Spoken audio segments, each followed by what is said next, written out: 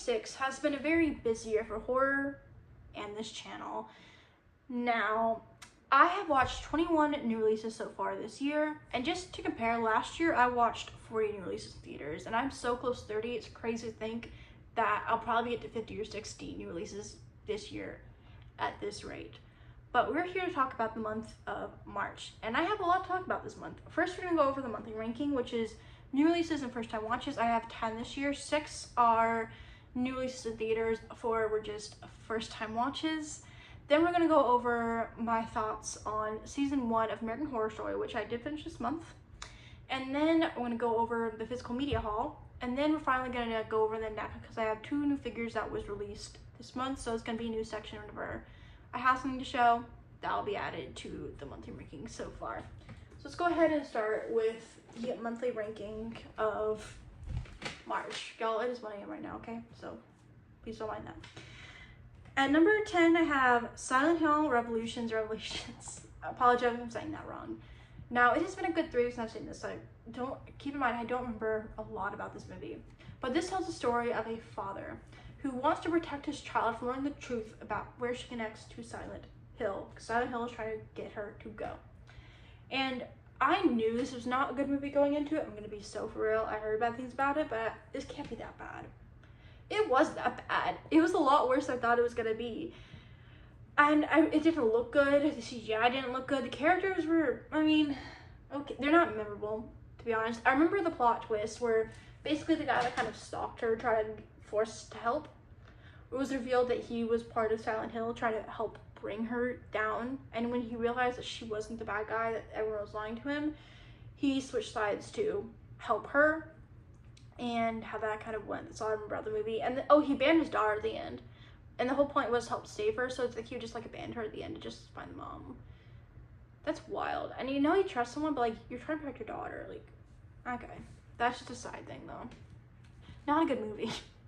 At number 9, this is coming out in theaters on April 10th. This was a Cinemark surprise screening, so no spoilers because it's not out yet for y'all. But it is Hunting Matthew Nichols. Now, this is your pretty typical found footage documentary style horror movie. I'm not a big fan of found footage. I'm very picky about my found footage. Found footage movies I really like or love, I could probably count on one hand on the top of my head. And so going into that, when I figured out what it was, I'm like, oh, okay. But this is the thing that was in the theater, okay? I've never had an audience like this, okay? No one knew what the movie was. I knew it was horror because I kind of look online what Mr. Thing's gonna be before, so I know it's worth going to horror or not. Spend the $5, not pay full price. But I went in. All my life is a couple. They're fine. They're normal guests, whatever. Over here is the biggest haters of this movie. And listen, it is not a good movie. I did not have a good time with it. I think if you like found footage, you're probably gonna like it a lot more than me. But they were haters, man. First, the girl at the end I was sitting next to looked, I want to say 15 to 17, somewhere in that range. Next to her, it looked like they could be their mothers. So I want to say 40s, maybe late 30s. I don't know. They looked like they could be her mother. And they were haters. And they were nitpicking everything. Oh my god, this is so bad. This is so stupid every single time throughout the entire movie. Which, crazy. Because at the same time, even the person, couple next to me, the girl, everyone was surprised where things went. And I was feeling crazy because I'm it's kind of obvious where things are gonna go. Now maybe it's because I've seen so much, I know where things are gonna go because I've seen so many horror movies. I know where it's gonna go. I think they reveal it early on with something that I was able to pick on very fast. What a crazy experience. And there was people laughing times in this movie. There was one scene where she is upset and people were laughing at that scene in the theater and things like that, which was a crazy experience. So this was an experience. I've never had a movie like this, but it was memorable. I swear to God, I've never sat to so much haters before in my life on a movie, truly. I even left the theater, and this group of old people were oh, we're never going to do a secret screening again. And another group was oh my god, that was awful. It's the worst movie ever. Terrible. I'm okay, guys, okay. It was just your generic movie, guys. It's just generic. What do you think it is? But what I like about it, I think that they introduced the Blair Witch Project element in this movie because they do bring it up. I like that element. I think they do a good job with that element in the movie. I thought it was a very interesting take to go. They do, of course, reveal pretty early on, it's pretty guessable, where things are gonna go. They do a whole thing with a tape. And when this is going on, I was watching the movie, and I'm like, okay, what are you gonna do with this tape? Like, it can't be... But they make... It's kind of funny how they do the tape thing. It's such a... Well, you'll see it when you guys see it. But the biggest thing about this movie is... No decisions, of course, and shaky cam, of course, good with found footage, but... The lines, oh my god, you could be in conversation, and to a point where they would say a line, wait a seconds, hold their expression, and then say a line, and be like, how are you? I'm good. You sure?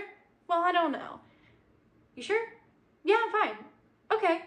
Multiple times in the movie, to a point where we get one character, one of the dads, that doesn't do it, that actually shows emotions while he's doing, and I'm like, wow, that is, wow, compared to everyone else, that's crazy. So overall, this movie was just not for me, and I'm also not a found footage girly. So found footage girlies and men out there, anyone? Found footage girlies? Found footage men? You might like it a lot more than me. At number 8, I have Dolly. Dolly is a low-budget horror movie that tells the story of a girl who finds out that her man got proposed, so they go on a hike, she gets kidnapped and tortured baby style. Now, the gore of this movie is actually pretty solid. Very surprised by that. The kill is also pretty solid here. They do an overkill with the boyfriend where he gets, like, killed, but he, like, comes back to life. He has his jaw, like, coming off. And when you do the first effect, okay, but, like, they keep dragging it on all the way until it gets to the end and he falls off. It's, like, and it even looks worse as it goes on, which is crazy. Now, storyline, you don't really know much. You're kind of like dropped in and you follow this girl. You don't know much backstory. You don't know what's going on. At one point, she helps rescue someone who ends up being almost the worst of the two. So you don't really know what's going on. All you know is the mother died and she wants to escape. That's kind of really all she knows. I do like the doll mask though. The plastic mask, like that look. That was cool, but she's kind of dropped in. It's your low budget movie. And low budget gore, trying to survive, sounds like you may like. Check it out. Number 7, I have Undertone. Undertone tells the story of a podcaster who listens to voicemails only to realize she should not have. But this could also be described as paranormal activity if it was a podcast. Now, I'm going to be nice and say that this movie has very good audio in the entire movie. It does a phenomenal job. They do a good job with that. I think it's shot well too. It's shot interesting too, so I'll give them that. But everything else I really was not a big fan of. Now, you get multiple times where they're saying like, oh, it's crazy. Children's lullabies are played throughout the entire movie, almost to a death where it gets annoying. At one point, though, everything goes to the end. So you get the last 15 minutes and just stops abruptly. Like, literally, when it starts to get interesting, it just stops. And I went to this movie tired, which was not the move to go. But they also spoon feed stuff. Like, they explain something and then they tell you. They don't say, they explain it before it happens in the movie like multiple times, which is very annoying to me personally. So, not a fan of this movie, but I could see an audience for this. At number 6, I have The Dentist. The Dentist is basically a slasher dentist style with everything. And, I mean, it's okay. I mean, it's fine. Basically, the dentist goes crazy after finding out his wife cheated on him. But the reason I have it at 6, not anything above her, because I do think it's a little bit better than those movies, personally, for the idea. And I kind of like those kind of slasher movies. Sometimes you turn your brain off to. But this movie romanticizes unwanted touching, and I don't like that. It has nothing to the plot. It just does it just because they can. I argue it'd be better if they had a guy that was like actively cheating on his wife who was like saying something like that and he went on her. Would have loved that 10 times more. But they just romanticize unwanted touching for no reason. They just put it in there. So unwanted, unitching. Number 6, The Dentist. And number 5, The Love Witch. Now this is a 2016 movie, and I say that because it has a very much 70s style to it, and it is gorgeous. It looks gorgeous. It is shot beautifully. It is a gorgeous movie. I love the witchcraft vibe of this movie. I love the witchcraft. However, it is 2 hours long. I think it's over 2 hours long. It is a long movie. And you follow Elaine, who is just, after the death of her husband, just wants to be loved, so she gives a love potion to every other guy that she meets that she wants to fall in love with. And what the movie is, I'm very mixed on the movie when it comes to Elaine and what they are trying to say. I don't know entirely how to feel about it. So, visually, gorgeous movie. Other elements of the movie, very mixed on. The detective storyline, though, that was interesting. That was kind of smart, too. At number 4, I have The Bride. The Bride tells the story of Frankenstein's bride coming back to life and trying to find herself.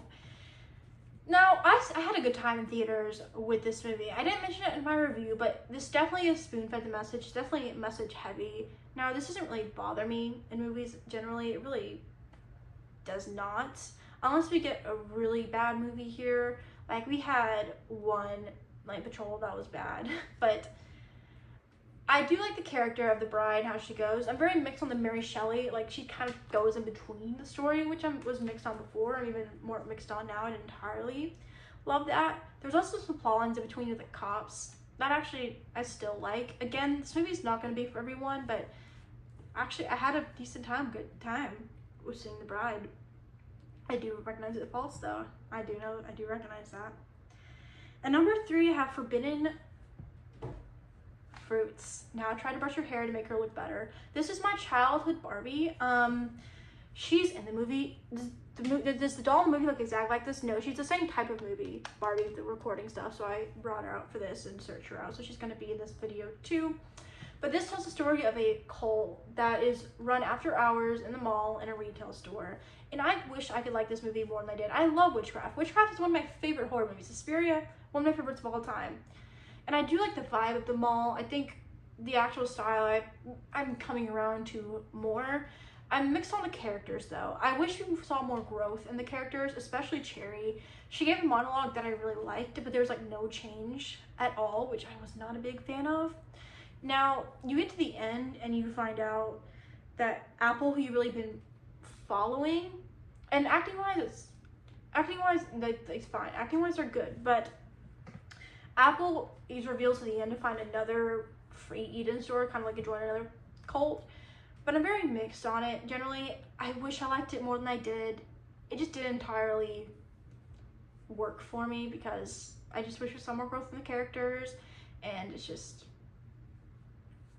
was not entirely for me. Honestly, I wish I liked it more. At number 2, I have They Will Kill You.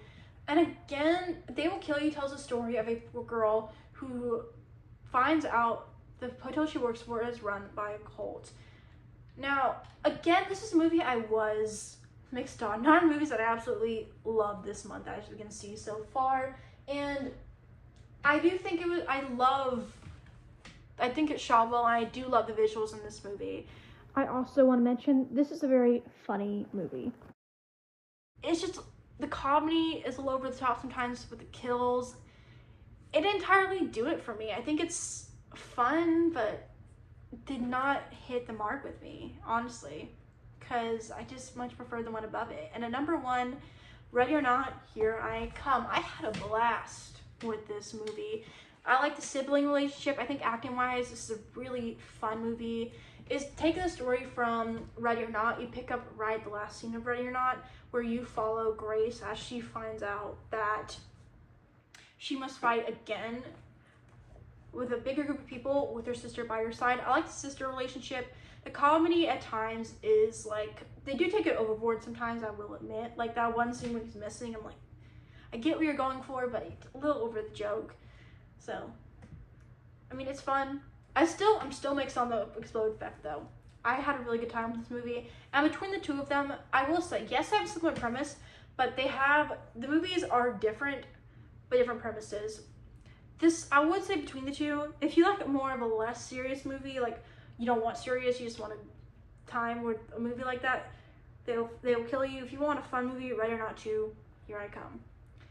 Let's move on to the TV show. Let's talk about season 1, American Horror Story, Murder House.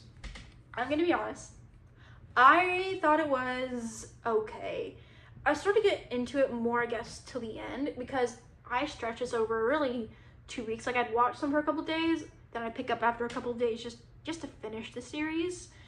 Do I like what they're going for with the house? I do. I found it very interesting how they introduced the Black Dahlia. I thought the acting was fun, the characters. Constance was a really fun character.